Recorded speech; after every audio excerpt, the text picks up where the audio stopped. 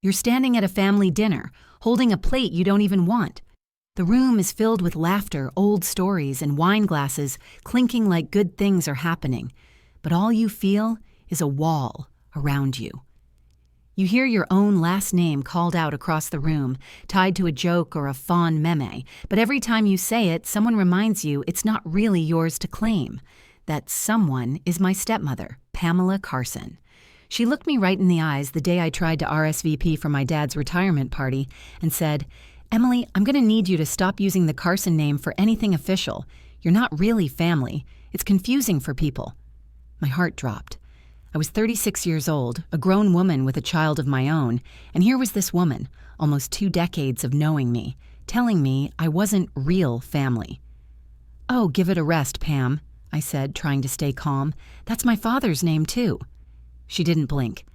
"No, Emily, that's your biological connection, but this," she gestured to the Carson estate like she was the queen of the world, "this is real family."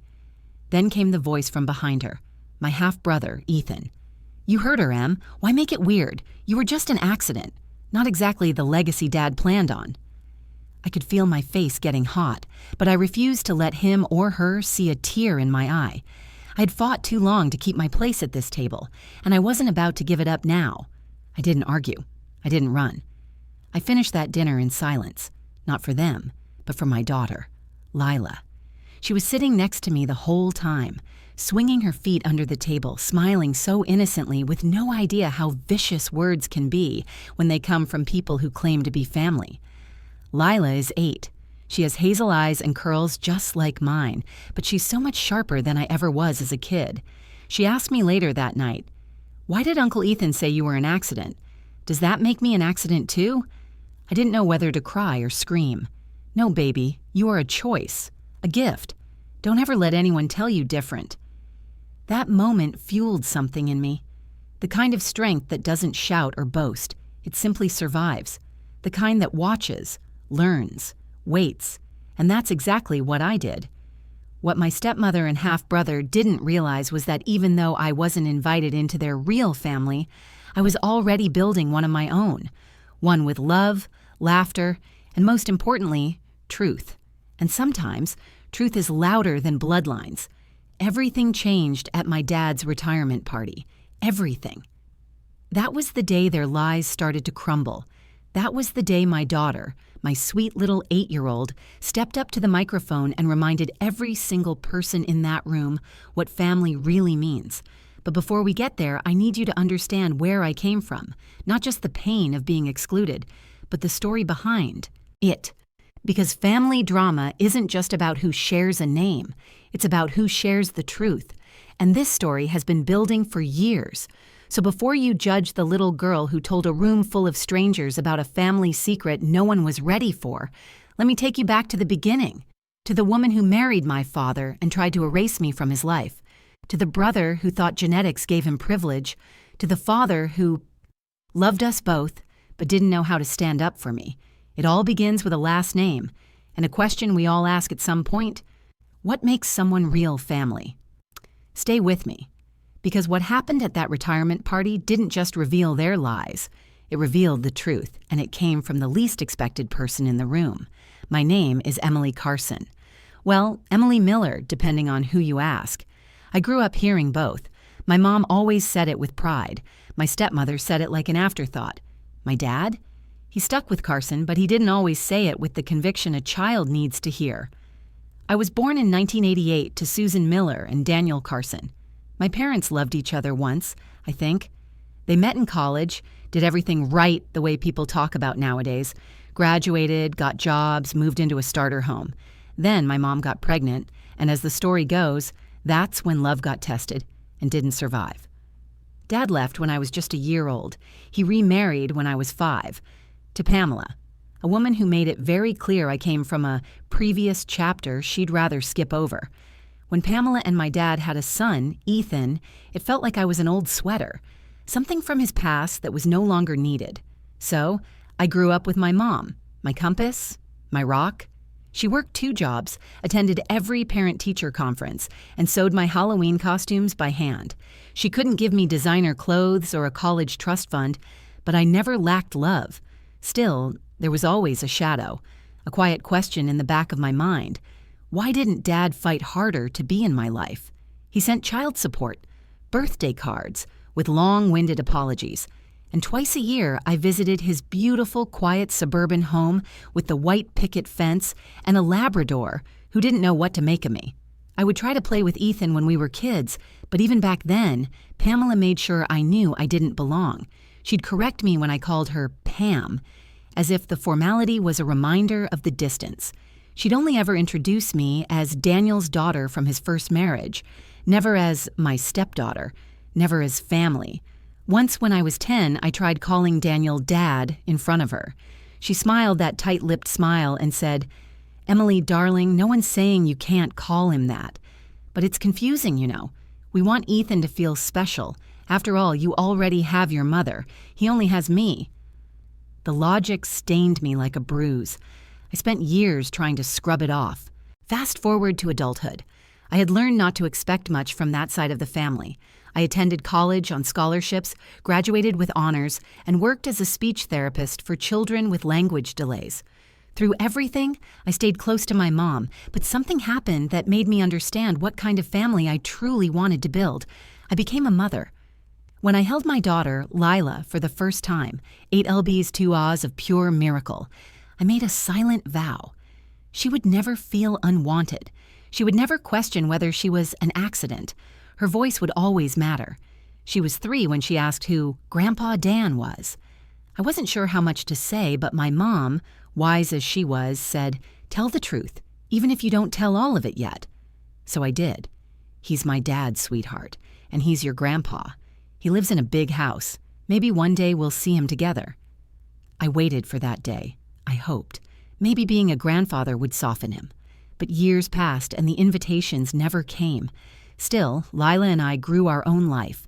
We baked cookies on Sundays, went to free park concerts in the summer, read books under homemade blanket forts. She grew up loved and safe, until one day I couldn't protect her from everything. It happened at a small family dinner in honor of Daniel's retirement. I was invited, not by choice, but because Daniel insisted. It was the first time Lila would meet her grandfather and my half-brother. The table was set with silverware that probably cost more than my rent. Lila was shy, fidgeting with her napkin. Ethan gave us that look people give when they're not sure you should be there. Pamela's smile was colder than the wine glasses. After the toast, I stood up to refill Lila's water. Pamela leaned in and said quietly, not quietly enough, "Emily, let's not confuse things. Maybe just stick to Emily Miller while you're here. We worked hard for that name." Ethan smirked. "Yeah, keep it clean, sis. No need to pretend." Lila heard every word. That night, she asked me, "Mom, are we not part of their family?" I realized in that moment, the legacy I passed on wouldn't be their name or their wealth or bloodline. It would be the truth. And truth has a way of finding its moment. And ours was coming. The tension wasn't born all at once. It was built quietly, brick by brick, over years of silent exclusion and little stabs disguised as tradition and family order. But the moment it all erupted, the moment the disguise of civility cracked beyond repair, was the day I was told to stop using my own father's last name. It started with a manila envelope. I had just come home from work, a long day with rowdy kids, speech drills, and one heart-melting thank you drawing in crayon. Lila was coloring while I sorted mail, bills, grocery coupons, and then the envelope, addressed to me, forwarded from my dad's address. Inside were copies of legal paperwork, a formal notice. My name, Emily Carson, was listed among others, with a note stating I was not a legal heir or affiliate in any upcoming Carson family business or estate matters. I blinked twice, thought I was misreading, but there it was, my own father's house. Assets, even his retirement accounts were being divided up, without me. In small, neat print, excluded from the rights to Carson family property. I called my dad first. He didn't pick up. I tried again, straight to voicemail. So I showed up, heart pounding, papers in hand. Pamela answered the door. She held that stone-cold expression that always made me feel 12 years old again. "Ah, Emily," she said coolly, "I was wondering when you'd get that." Might as well bring this out into the open. Pamela. I struggled to breathe evenly. What is this? Why am I left out? She crossed her arms tightly. Because it simplifies things. You were never legally adopted. Houses, retirement funds, family trusts. It's best if they go to real family. You've got your mother's name. Might as well stick with it. I opened my mouth to respond, but she cut me off. Look, this isn't personal, Emily. You're just not part of our unit, legally speaking, emotionally speaking. Her words felt rehearsed. And then, Ethan barged in like the universe needed his stamp of approval. Honestly, Em, why are you surprised? Dad and Mom gave me all this because I'm the one who was planned. You were the side effect of a bad relationship. Don't act offended because we didn't build our lives around your cameo. I almost laughed, just from the absurdity. A cameo, that's how I was seen. I didn't realize I was shaking until Lila tugged on my sleeve. She had watched it all unfold. I had taken her with me, thinking it'd be a quick conversation. Instead, she heard every poisoned word. Mommy, she whispered, did they just say you don't belong? The room spun. I looked at my father then, who had emerged in time to hear his wife and son tear me apart in the entryway. He opened his mouth as if to defend me, but after a weak sigh, all he said was, Emily, it's just complicated. That was his trademark, complication over confrontation. I walked out with Lila's hand in mine. I didn't say anything for the whole drive home. I couldn't. That night, while brushing her teeth, Lila asked, Mommy, is Grandpa really my family, or did I just imagine it? I knelt beside her, my heart raw. Grandpa is family, but sometimes people let other people decide what family means for them. That doesn't make it true. She nodded, but her eyes told me she was learning something too early. A few days later, Lila came to me with a clear plastic bag from school. Mom, she said, we're doing a family heritage project. I took a DNA test for it. They sent the results. DNA test. My heart skipped. What had she uncovered? When I opened the report, my world widened and cracked all at once. It wasn't just ethnicity breakdowns and genealogy stretches. There was something else. A name, a person, connected to my father, genetic half-sibling, someone not in the family tree I knew, someone hidden, an illegitimate child. The long-suppressed truth suddenly made sense, why the estate papers were changed, why Pamela pushed to exclude me. Their perfect little legacy wasn't so perfect. They were hiding someone too. But Lila? She had no idea she'd uncovered a nuclear-level secret. She was excited, thinking all relatives were something to celebrate. We have family we never met, Mommy. I want to tell Grandpa. The decision lay at my feet now. I could stay silent, or I could tell the truth. Lila's innocence and my lifelong hurt aligned, and silence was no longer an option. A week passed after the DNA results came in. I didn't sleep much. Every time I closed my eyes, I'd see the report. One new relative, one more unanswered question, one more wound that might never heal. But what haunted me most was the look on Lila's face when she asked if she was imaginary family. That broke something in me. Not in a destructive way, but in a way warriors break before they learn to fight differently. I realized something. I couldn't change Pamela. I couldn't rewrite Ethan's arrogance or remodel my father's backbone. But I wasn't powerless. I had truth, love, and most importantly, a daughter who believed in me. And that was the moment I knew I couldn't stay quiet anymore. So I made a decision. I was going to the retirement party, and I wasn't going alone. The event was set for Saturday evening at one of those banquet halls with crystal chandeliers and starched linens. Daniel Carson, retired senior engineer of Kelton Steelworks, would be honored for 39 years of service. His co-workers, friends, neighbors, and of course, close family were all invited. Pamela already had the speech planned, the menu catered, and the guest list monitored like her reputation depended on it. Which, to her, it did. The official invitation didn't include my name. It mentioned children and spouse. But Daniel, ever the diplomat, called me personally to extend an olive branch. He avoided talking about the legal paperwork. He sounded tired, like a man who built bridges at work and avoided building any at home. I accepted, politely, but this wasn't for him. It was for me, for Lila, for the truth. The next part of the plan wasn't grand or revenge-driven. It was simple. I printed out the DNA results, highlighted the connection, wrote down the relative's name, and I tucked the paper into my handbag, just in case. But there was someone else who needed to know. I found her on social media, a woman named Chloe Daniels, 32, living 2 states away. When I messaged her, I wasn't sure what to expect. Maybe anger, maybe denial. But what I got was quiet pain and relief. "I always suspected," she wrote. "My mom told me a few years ago, said he never wanted anything to do with me. But I didn't have proof. I never thought I had siblings." "I didn't either," I said, "until my daughter found you." We talked for 3 days straight, like sisters from a different universe. We shared pictures. Her son looked like Ethan, but with kinder eyes. We shared stories about being raised alone, about being unwanted, about being invisible. And then I asked her gently, "Would you come to the retirement party?" There was a long pause before she said, "I would, for closure, not anger, just truth." So she came. The day of the party, I dressed Lila in her favorite blue dress, the one with little embroidered stars. I wore a simple black dress, classic, clean. I wanted to look calm, unshakable.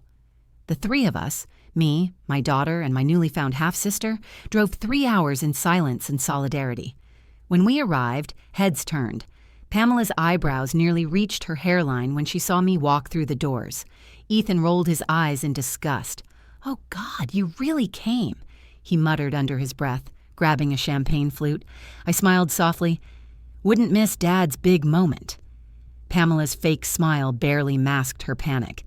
"Emily, this is a very private family occasion. Maybe you should consider it from a distance." "Don't worry," I replied. "I brought family." Her confused gaze followed mine. That's when she saw Chloe. I saw the color drain from her face as Chloe stepped forward, calm, compassionate, composed. "Hi, I'm Chloe," she said, offering a polite smile. "I think we may share some history." The room buzzed with whispers. We took seats near the back. We didn't want a scene. We wanted space. Space for truth to breathe. Space for them to make their moves without us doing anything more than showing up. And then it was time for speeches. Daniel stood at the podium, trembling just a bit, with pride, with nerves. Who knows? "This is a night of gratitude," he began, "for my colleagues, my wife, and my family." At the word family, I felt Lila squeeze my hand. As Daniel's speech wound down, applause filled the room. Then I felt Lila let go. Before I could stop her, she walked toward the front, small and fearless, her curls bouncing with every step. A microphone stood unattended. She reached for it and spoke. "Grandpa, I did a DNA project for school. I found some interesting relatives. Should I name them?" The air froze. The truth was no longer a quiet wound. It was a voice, 8 years old, and unstoppable. The moment my daughter's voice echoed through the banquet hall, every wine glass in that room may as well have turned to stone. Conversation stopped mid-sentence. Forks paused in the air. Pamela's face went white. Ethan nearly choked on his drink. But Lila stood there, calm as a child presenting her favorite show-and-tell item. Except this was no stuffed animal or finger painting. This was the truth, and it was ready to come out. She repeated it, louder this time.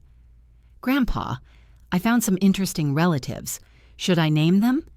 Daniel, who was still standing at the podium, froze. His age seemed to show all at once.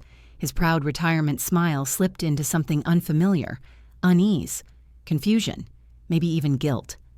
The microphone still in her small hands, Lila turned to face the crowd. "Like my mom, who you forgot to mention, and someone else." Chloe stood up from her chair in the back. She didn't rush. She didn't wave her arms or make a scene. She just walked, soft and steady, toward the front of the room until she stood next to Lila. The resemblance was uncanny. Same hairline, same cheekbones, almost like time travel. Gasps flew across the room. Pamela stood up so suddenly her chair screeched back. "What is this?" she whispered, but the mic picked it up. Chloe took the microphone from Lila gently and spoke with a grace that humbled everyone listening. "My name is Chloe Daniels. I was born 32 years ago. My mother told me that the man who fathered me walked away, that he didn't want to be a part of my life. The room was dead silent, except for Pamela's shaky breathing. But I didn't come here for revenge or to embarrass anyone. I just wanted to see the man who shared half of my DNA, to put a face to the name.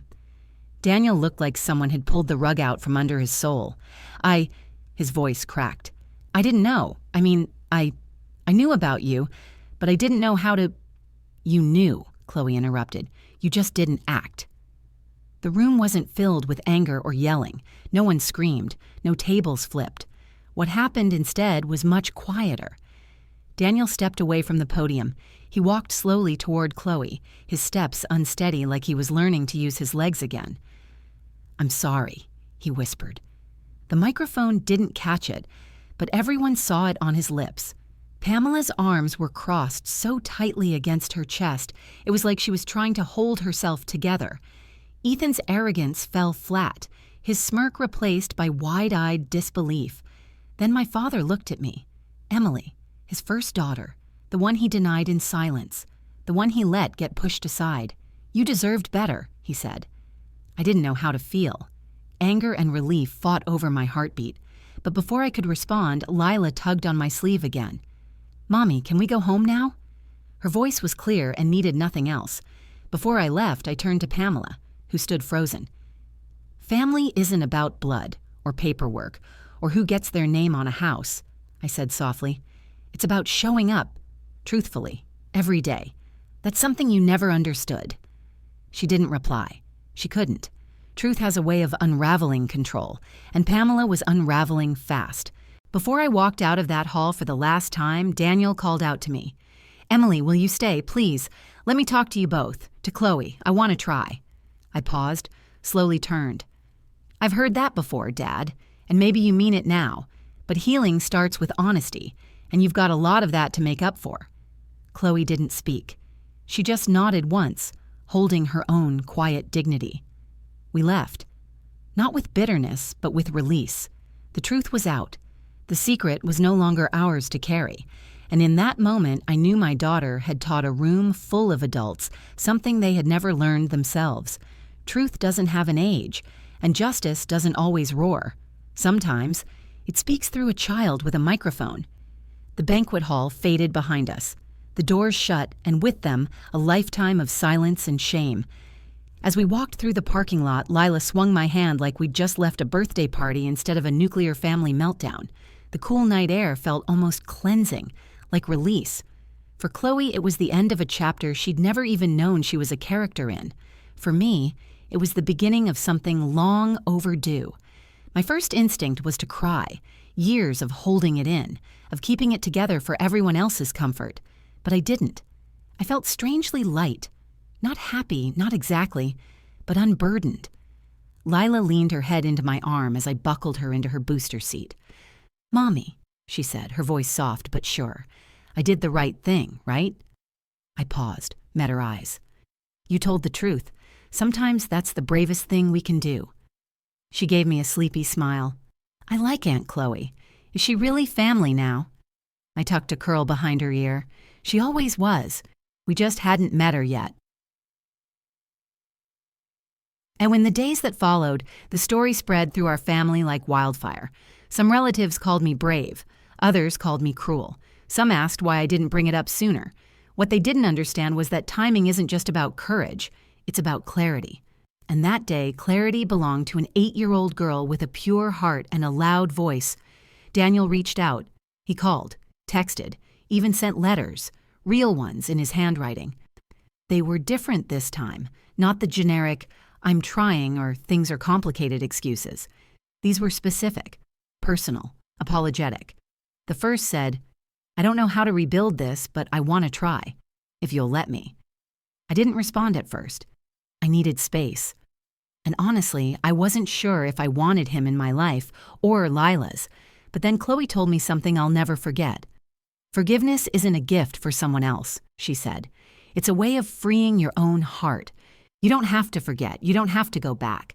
But sometimes letting go is the most radical kind of power. She was right. So I agreed to meet him for coffee. Just us. No, Expectations, no promises. We talked for an hour without raising our voices. He admitted he was weak, said he never wanted to hurt me, but he did, repeatedly.